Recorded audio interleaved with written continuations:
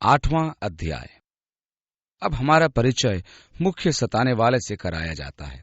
एक जलन रखने वाला युवा यहूदी, एक फरीसी जिसका नाम शाऊल है, स्तिफनुस के वध से सहमत था तथा पथरवाह करने वालों के कपड़ों की देखभाल कर रहा था, उन्हें शाबाशी दे रहा था।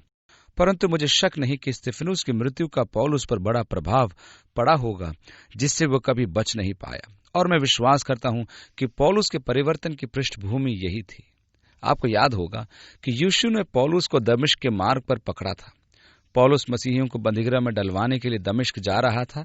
तब प्रभु ने उससे कहा, पौलुस, तेरे लिए पैने की धार पर लात मारना कठिन होगा।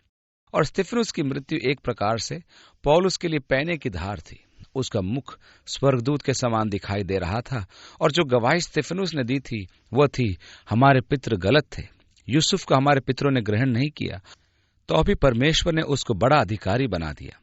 मूसा को हमारे पितरों ने ग्रहण नहीं किया, और परमेश्वर ने उसे शासक बनाने के लिए चुन लिया।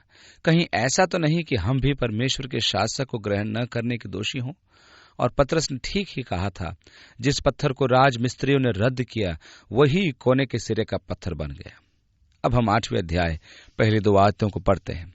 उसी दिन यरूशलेम की कलीसिया पर बड़ा उपद्रव होने लगा, और प्रेरितों को छोड़ सब के सब यहूदिया और सामरिया देशों में तितर बितर हो गए। और भक्तों ने स्तिफनुस को कब्र में रखा और उसके लिए बड़ा विलाप किया। हो सकता है कि यह भक्त विश्वासियों के समूह या कलीसिया के सदस्य न हो, क्योंकि उन्होंने उसके लिए बड़ा विलाप किया। परमेश्वर की संतान की मृत्यु पर क्या होता है? यदि किसी को इसका सच्चा ज्ञान हो तो मृत्यु उसके लिए अधिक विलाप का कारण नहीं होती है, परंतु मृत्यु उनके लिए आनंद का कारण होती है, क्योंकि वे जानते हैं कि मृतक विश्वासी परमेश्वर के राज्य में है। हो सकता है कि कुछ यहूदी भक्त लोग, जिनको मसीहों के रूप में पहचान नहीं दी गई थी, केवल भक्त लोग, और यहूदी का वर्णन सामान्यतः उसकी भक्ति के अनुसार होता था, वे स्तिफनुस की लाश को ले गए और विलाप किया कि ऐसे भले युवा ने कट्टरवादियों द्वारा ऐसा व्यवहार सहा। 3 आयत। शाऊल कलीसिया को उजाड़ रहा था और घर घर घुसकर और पुरुषों व स्त्रियों को घसीट घसीट कर बंदीगृह में डालता था। इस प्रकार महासभा से पौलुस को अधिकार मिला कि उनको बंदीगृह में डाले जो प्रभु का नाम लेते थे, और वह स्थानीय कलीसियाओं में जाकर जुल्म ढा रहा था। 4 आयत। जो तितर बितर हुए थे वे सुसमाचार सुनाते हुए फिरे। इस प्रकार सताव के द्वारा कलीसिया का अंत होने के बदले उनके तितर बितर होने का कारण गवाही सब जगह फैल गई, क्योंकि जहां कहीं वे जाते थे वे परमेश्वर के वचन का प्रचार करते थे, और इस प्रकार सुसमाचार सारे यहूदिया व सामरिया में फैल गया। यीशु ने प्रथम अध्याय के 8वें पद में अपने शिष्यों से कहा था, जब पवित्र आत्मा तुम पर उतरेगा तो तुम सामर्थ पाओगे, और यरूशलेम तथा जगत के छोर तक मेरे गवाह होंगे। और उन्होंने पतरस से कहा था, तुमने नगर को उस मनुष्य की शिक्षा से भर दिया, और यहूदिया और सामरिया को भी। और अब हम कलीसिया का अगला अभियान देखते हैं।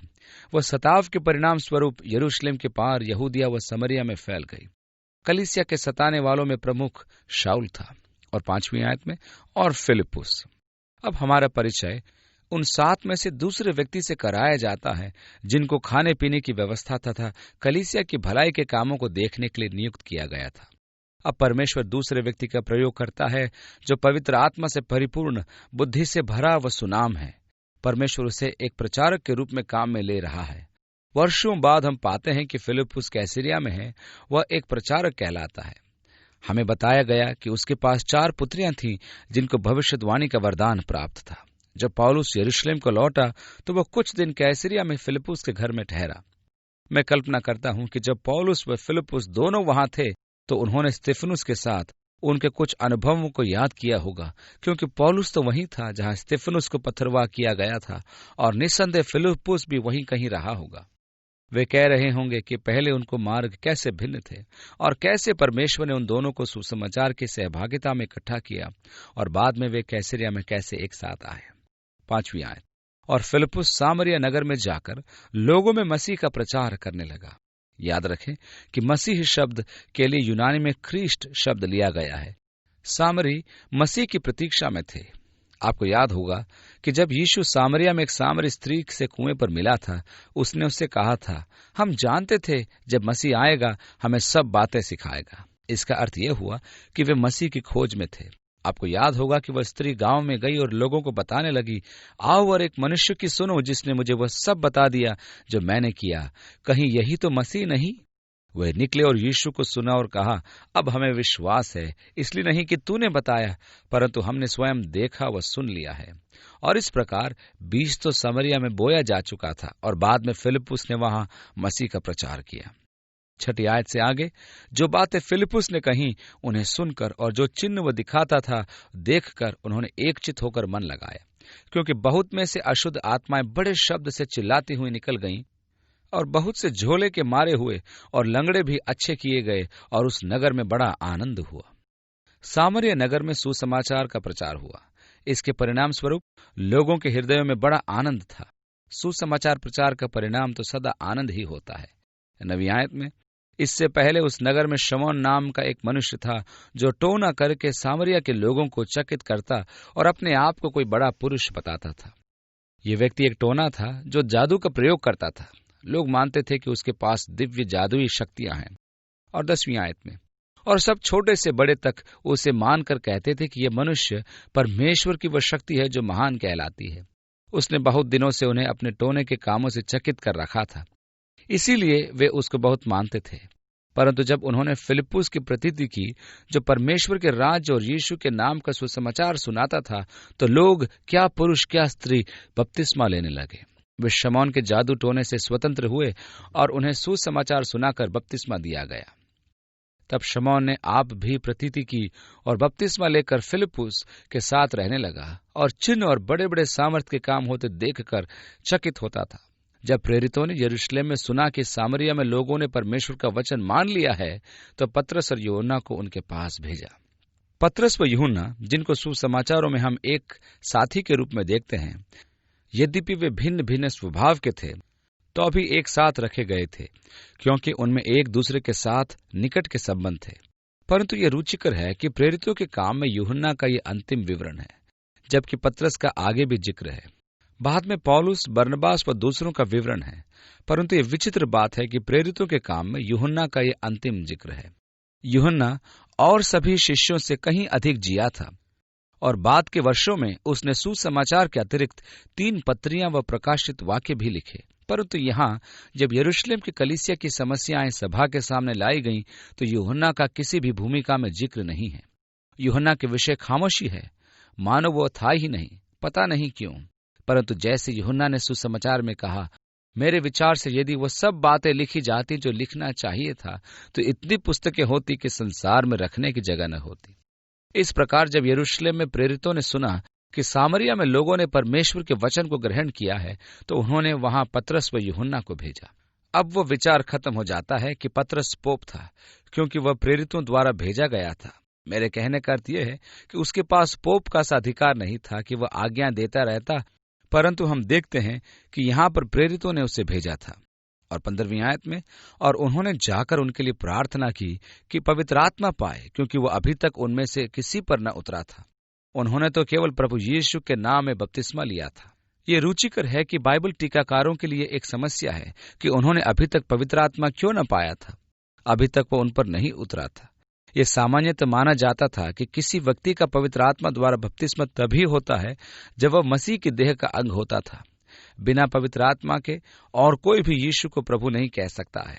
जैसे ही एक व्यक्ति यीशु मसीह को अपने जीवन में उद्धारकर्ता करके स्वीकार करता है, तो पवित्र आत्मा उसके अंदर आता है।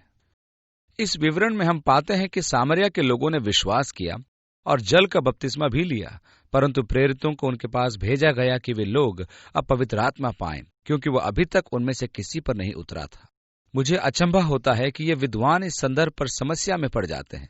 क्या उन्होंने वहां यूनानी भाषा के उस शब्द को नहीं देखा जिसका अर्थ है उतरा? आपको याद होगा कि पवित्र आत्मा के विषय में यीशु ने अपने शिष्यों से कहा था, वह तुम में है और तुम में रहेगा। परंतु बाद में यीशु ने कहा, जब पवित्र आत्मा पाओगे तो तुम सामर्थ पाओगे। अब यह वही यूनानी शब्द है जिसका यहां भी प्रयोग किया गया है। पवित्र आत्मा अभी उन पर नहीं उतरा था, इसलिए टीकाकारों को यह समझने में समस्या होती है। वे पवित्र आत्मा से नहीं भरे थे। ये सामरिया में एक विशेष स्थिति थी, क्योंकि ये यरूशलेम के बाहर प्रथम बार हुआ था। अब ये विद्वान संघर्ष करते हैं और इस संदर्भ के संबंध में हर प्रकार की मूर्खता की बातें करते हैं, क्योंकि ये वे नहीं मानते कि पवित्र आत्मा का कार्य परिवर्तन के अतिरिक्त सामर्थ्य प्रदान करने का भी होता है। जब वो हम पर आता है तब वो परमेश्वर की सेवा करने के लिए हमारा अभिषेक करता है। इसका मतलब पवित्र आत्मा न केवल हमें उद्धार की ओर ले जाता है, परंतु उद्धार के पश्चात सामर्थ्य भी प्रदान करता है। उन्होंने यीशु मसीह को ग्रहण किया था, उनका बपतिस्मा हुआ था और स्वाभाविक है कि पवित्र आत्मा उन पर वास करता था, परंतु उनको सामर्थ्य पाने का अनुभव प्रेरितों के समान नहीं हुआ था, जैसे कि प्रेरितों को पेंतिकुस्त के दिन हुआ था, क्योंकि वह अभी तक उन पर न उतरा था। केवल प्रभु यीशु के नाम में उनका बपतिस्मा हुआ था। 17वीं आयत में, तब उन्होंने उन पर हाथ रखे और उन्होंने पवित्र आत्मा पाया। जब शमौन ने देखा कि प्रेरितों के हाथ रखने से पवित्र आत्मा दिया जाता है, तो उनके पास रुपए लाकर कहा कि ये अधिकार मुझे भी दो कि जिस किसी पर हाथ रखूं वो पवित्र आत्मा पाए। जब शमौन ने देखा कि हाथ रखने के द्वारा पवित्र आत्मा मिलता है, तो कुछ ध्वनि या दृश्य प्रकट हुआ होगा कि उनको पवित्र आत्मा का सामर्थ्य प्राप्त हो रहा है, नहीं तो वह सामर्थ्य क्यों मांगता। यदि वे केवल उन पर हाथ रखते और कहते पवित्र आत्मा ले लो, और ये दिखाने के लिए कि वरदान मिल गया, कुछ देखने या सुनने को न होता, तो ऐसी सामर्थ्य को पाने की तीव्र इच्छा शमौन में न होती। बेशक किसी न किसी प्रकार का प्रमाण अवश्य दिखाई दिया होगा जो उनके जीवन में परमेश्वर के आत्मा ग्रहण करने के बाद प्रकट हुआ होगा, और मुझे कोई शक नहीं कि वे अन्य भाषा बोल रहे होंगे और भविष्यवाणी भी कर रहे होंगे। यहाँ ऐसा कोई जिक्र नहीं है, परंतु व्यक्तिगत रूप से मैं सोचता हूं कि ऐसा हुआ होगा, और इसी कारण शमौन ने सामर्थ्य को खरीदना चाहा। इस सामर्थ्य को खरीदने की शमौन की इच्छा या कलीसिया में पद की लालसा जो बाद में कलीसिया में व्याप्त हो गई, उसके लिए प्रयोग किया गया शब्द शिमोन का आरंभ यहीं से हुआ। इसका अर्थ है कलीसिया में पद को खरीदना दुर्भाग्य से। कलीसिया के इतिहास में वह एक अंधकार भरा युग था जब कलीसिया में पदों की नीलामी होती थी। एक समय ऐसे भी थे जब पोप तथा उसके पद की सचमुच नीलामी की जाती थी, जो सबसे अधिक बोली लगाने वाले को प्राप्त होती थी। इस भयंकर बुराई को जो कलीसिया में आ गई थी, शिमोन नाम दिया गया था। जादूगरों में तो ये आम बात है। यदि किसी जादूगर के पास एक अच्छी कला होती है, तो दूसरे जादूगर उसे वैसा देखकर सीखने का प्रयत्न करते थे कि वे कैसे की जाती है, और कुछ जादूगरों का ये अभ्यास था कि उन कलाओं को बेचें। इस प्रकार शमौन एक धोखेबाज जादूगर लोगों को अचंभित करता था। उसने बीते समय में कई प्रकार की जादूगरी खरीदी थी, इसलिए वह सोचने लगा कि वह परमेश्वर के वरदान को भी खरीद सकता है। 20वीं आयत, पतरस ने उससे कहा, तेरे रुपये तेरे साथ नाश हों, क्योंकि तूने परमेश्वर का दान रुपयों से मोल लेने का विचार किया। कैसी भयंकर बात। और आगे लिखा है, इस दान में न तेरा हिस्सा है न बांटा, क्योंकि तेरा मन परमेश्वर के आगे सीधा नहीं। पतरस ने परख के वरदान का प्रयोग करते हुए शमौन के हृदय को जाना, इसलिए अपनी इस बुराई से मन फिराकर प्रभु से प्रार्थना कर, संभव है तेरे मन का विचार क्षमा किया जाए, क्योंकि मैं देखता हूं कि तू पित्त की सी कड़वाहट और अधर्म के बंधन में पड़ा है।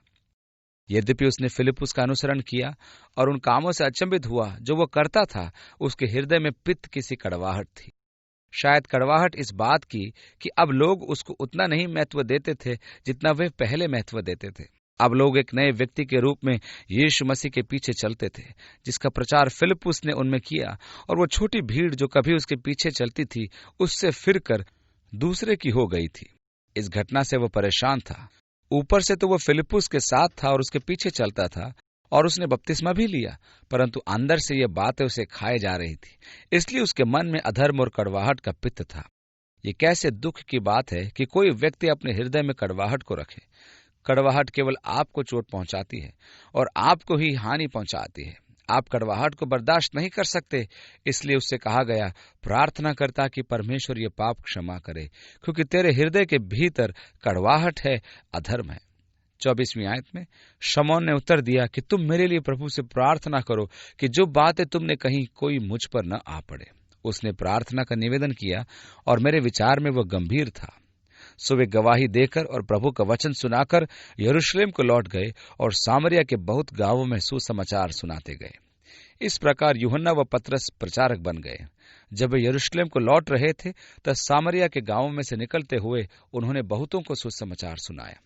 26 से आगे, फिर प्रभु के एक स्वर्गदूत ने फिलिपुस से कहा, उठकर दक्षिण की ओर उस मार्ग पर जा जो यरूशलेम से आजा को जाता है। वह उठकर चल दिया, और देखो, कूश देश का एक मनुष्य आ रहा था जो खोजा और कूशियों की रानी कंदाके का मंत्री वो खजांची था। और भजन करने को यरूशलेम आया था, और वह अपने रथ पर बैठा हुआ था और यशायाह भविष्यद्वक्ता की पुस्तक पढ़ता हुआ लौटा जा रहा था। अब यह कई प्रकार से रुचिकर है। प्रथम, इसलिए कि यह उस गहराई को बताता है कि किस प्रकार परमेश्वर अपनी आत्मा द्वारा हमारी अगुवाई करता है। कई बार मैंने लोगों को कहते सुना है, काश मैं अपने जीवन के लिए परमेश्वर की इच्छा को जान सकूं। सामान्यतः उनके कहने का अर्थ यह होता है, काश परमेश्वर पर्दे पर मेरा भविष्य दिखा देता। मैं जानना चाहता हूं कि मेरे भविष्य में क्या होगा, और मैं जानना चाहता हूं कि परमेश्वर के पास मेरे लिए क्या योजना है, और फिर मैं फैसला करूंगा कि क्या करना चाहिए। हम परमेश्वर से अपनी 5 वर्षीय या 10 वर्षीय या 20 वर्षीय योजना जानना चाहते हैं। प्रभु, मुझे अपनी योजना बता दे। परंतु परमेश्वर ने फिलिप्पुस से इतना ही कहा, उठ, उस मार्ग पर जा जो यरूशलेम से अज्जा को जाता है, दक्षिण की ओर। उससे अधिक कुछ नहीं बताया। यह परमेश्वर की इच्छा का पहला कदम है। परमेश्वर ने उससे तब तक बात नहीं की जब तक उसने पहला कदम न उठाया। हमारे साथ प्राय यही होता है कि जब परमेश्वर हमें पहला कदम बताता है तो हम आगे बढ़ना नहीं चाहते जब तक कि वह दूसरा, तीसरा और चौथा कदम न बताए। हमारी यह कहने की आदत है, प्रभु तू मुझे गाजा क्यों ले जाना चाहता है? वहां कौन मिलेगा? वह तो मरुस्थल है। तू मुझे यहाँ सामरिया की भरी सभा से क्यों लेकर जाना चाहता है? प्रभु, आप गलती तो नहीं कर रहे? यहाँ सैकड़ों लोग उद्धार पा रहे हैं, वे आ रहे हैं, सुसमाचार को सुन रहे हैं, बपतिस्मा ले रहे हैं, बहुत अच्छा लग रहा है प्रभु, लेकिन मैं अज्जा क्यों जाऊं? मैं चाहता हूं प्रभु, मुझे बताइए ना कि ऐसा आप क्यों कह रहे हैं। परंतु सत्य तो यह है कि दूसरा कदम तब तक ज्ञात नहीं होगा जब तक पहला कदम न उठाया जाए। और मुझे विश्वास है कि यदि हम होते तो सामरिया में ही रुके रहते और इस बुलाहट का अधिक स्पष्टीकरण मांगते जो कभी नहीं मिलता, और परमेश्वर इस इथियोपियाई खोजे से मिलने के लिए किसी और को भेजता। एक समय पर एक कदम हमारे जीवन को दिशा देने का यह परमेश्वर का अपना तरीका है। इसी प्रकार परमेश्वर ने मेरे जीवन को भी दिशा दी। वो एक बार में एक ही कदम ले जाता है। मुझे ये रोमांचक लगता है और सदा ही पसंदीदा लगता है, क्योंकि ये परमेश्वर की इच्छा है। जब मैं उसकी इच्छा पर चलता हूं तो कहता हूं, अच्छा प्रभु, ये तेरी योजना है, और मैं परमेश्वर की इच्छा पूरी करने में आज्ञाकारी बन जाता हूं। और अब मैं प्रतीक्षा करता हूं कि उसका अगला निर्देश क्या होगा। इस स्थिति में मैं अपनी योजना को अधिक पसंद नहीं करता, क्योंकि मुझे कई बार अपनी योजना में समस्या का सामना करना पड़ा है। परंतु जब मैं पहला कदम उठा लेता हूं और मुड़कर कहता हूं, अच्छा प्रभु, अगला कदम क्या है, तो यह बड़ी ही महिमामय बात होती है। फिलिप्पुस ने पहले निर्देश का पालन किया और वह चल पड़ा। यद्यपि उसके मन में बहुत से प्रश्न होंगे, वह सामरिया के इस महान प्रचार कार्य को छोड़कर निकल गया और यरूशलेम से गाजा को मरुस्थल में गया। ध्यान दें कि यह व्यक्ति यरूशलेम में आराधना करने के लिए गया था और अब वो अपने रथ में बैठकर लौट रहा था। वह यशायाह भविष्यद्वक्ता के पुस्तक को पढ़ते हुए जा रहा था। अपने हृदय में वह परमेश्वर की खोज में था और कोई शक नहीं कि वह पवित्र आत्मा के नियंत्रण में था। वह परमेश्वर की अपनी खोज में यरूशलेम आया था, जो आराधना का केंद्र था। इथियोपिया देश का होने के नाते वो यहूदीवाद से परिचित था, क्योंकि जब शीबा की रानी राजा सुलेमान के पास से लौटकर गई, वो अपने साथ यहूदी धर्म के विचार इथियोपिया ले गई थी। और फिर इथियोपिया में एक नया पंथ आरंभ हुआ, जिसमें वे यहूदी विश्वास और प्रथाओं का पालन करते थे। उनकी परंपरा के अनुसार शीबा की रानी गर्भवती होकर सुलेमान के पुत्र को ले गई थी, जिसको वे यहूदा के गोत्र का सिंह कहते थे। और हल एसोलासी, जिसे कुछ वर्ष पहले इथियोपिया की राजगद्दी से हटा दिया गया था, सुलेमान का वंशज व यहूदा का राजा होने का दावा करता था, और वह उन लोगों का प्रधान था जो इथियोपिया में यहूदीवाद के अनुयायी थे। इस प्रकार यहूदीवाद इथियोपिया में प्रचलित हो गया और यरूशलेम यहूदीवाद का केंद्र था। इसलिए स्वाभाविक था कि परमेश्वर की खोज इस व्यक्ति को यरूशलेम लेकर आई। दुख की बात तो यह थी कि जब वो यरूशलेम में था तब उसको वो नहीं मिला जिसकी उसको खोज थी, और अब खाली का खाली वह स्वदेश लौट रहा था। परंतु परमेश्वर ने उस खोजी के हृदय को देखा। मेरा विश्वास है कि परमेश्वर हर खोजी के हृदय को देखता है और कदम उठाता है कि अपने प्रेम व सत्य को हर परमेश्वर के खोजी पर प्रकट करे। यदि कोई व्यक्ति सचमुच अपने हृदय में परमेश्वर की खोज करता है, तो मेरा विश्वास है कि परमेश्वर अपने सत्य को उस पर चमत्कार आदि के द्वारा भी प्रकट करता है। और यही बात थी कि परमेश्वर ने इस व्यक्ति को देखा और उसने फिलिप्पुस के हृदय में हलचल डाली और कहा, उस मार्ग पर जा जो यरूशलेम से गाजा को जाता है, जो रेगिस्तान है। जब वो वहां पहुंचा, उसने रथ पर बैठकर जाते हुए व्यक्ति को देखा और प्रभु ने उससे कहा, निकट जाकर इस रथ के साथ हो ले। कदम 2, परंतु दूसरा कदम तब तक नहीं बताया गया था जब तक कि पहले कदम की आज्ञा का पालन न हुआ। अब 30वीं आयत में हम पढ़ते हैं, फिलिपुस ने उस और दौड़कर उस यशायाह भविष्यद्वक्ता की पुस्तक पढ़ते हुए सुना और पूछा कि तू जो पढ़ रहा है क्या उसे समझता भी है? उसने कहा, जब तक कोई मुझे न समझाए तो मैं क्यों कर समझूं? और उसने फिलिपुस से विनती की कि चढ़कर मेरे पास बैठ। पवित्र शास्त्र का जो अध्याय वह पढ़ रहा था वह यह था कि वह भेड़ की नाई बद होने को पहुंचाया गया, और जैसा मेमना अपने ऊन कतरने वाले के सामने चुपचाप रहता है, वैसे उसने भी अपना मुंह न खोला। उसकी दीनता में उसका न्याय होने नहीं पाया, और उसके समय के लोगों का वर्णन कौन करेगा, क्योंकि पृथ्वी से उसका प्राण उठाया जाता है। यशायाह 53। यशायाह की यह भविष्यवाणी परमेश्वर के सेवक के विषय में भी, जिसको अपमानित व तिरस्कृत किया जाएगा, जिसका प्राण लिया जाएगा थी, और उसे भेड़ के समान बध किया जाएगा, जो दोषों का उत्तर भी न देगा। 34वीं आयत में इस पर खोजे ने फिलिपुस से पूछा, मैं तुझसे विनती करता हूं, ये बता कि भविष्यद्वक्ता यह किसके विषय में कहता है, अपने या किसी दूसरे के विषय में? तब फिलिपुस ने अपना मुंह खोला और इसी शास्त्र से आरंभ करके उसे यीशु का सुसमाचार सुनाया। फिलिपुस ने धर्मशास्त्र के उसी पद से यीशु का प्रचार करना आरंभ किया। उसने यह भी बताया कि इम्माउस के मार्ग पर यीशु ने अपने शिष्यों को क्या बताया था, और उसने यीशु के बारे में मूसा तथा भविष्यद्वक्ताओं के वचनों की भी व्याख्या की कि उसको दुख उठाना, मरना व जी उठना था। मार्ग में चलते चलते वे किसी जल की जगह पहुंचे। तब खोजे ने कहा, देख यहाँ जल है, अब मुझे बपतिस्मा लेने में क्या रोक है? फिलिपुस ने कहा, यदि तू सारे मन से विश्वास करता है तो हो सकता है। उसने उत्तर दिया, मैं विश्वास करता हूं कि यीशु मसीह परमेश्वर का पुत्र है। मैं समझता हूं कि उसने उस पर पानी का छींटा नहीं दिया, परंतु वचनों में बपतिस्मा दिया। फिलिपुस और खोजा दोनों उतर पड़े और उसने उसे बपतिस्मा दिया। जब वे जल में से निकलकर ऊपर आए तो परमेश्वर का आत्मा फिलिपुस को उठा ले गया। सो खोजे ने उसे फिर न देखा और वो आनंद करता हुआ अपने मार्ग पर चला गया। फिलिपुस की सेवकाई लोगों के लिए आनंद का कारण थी।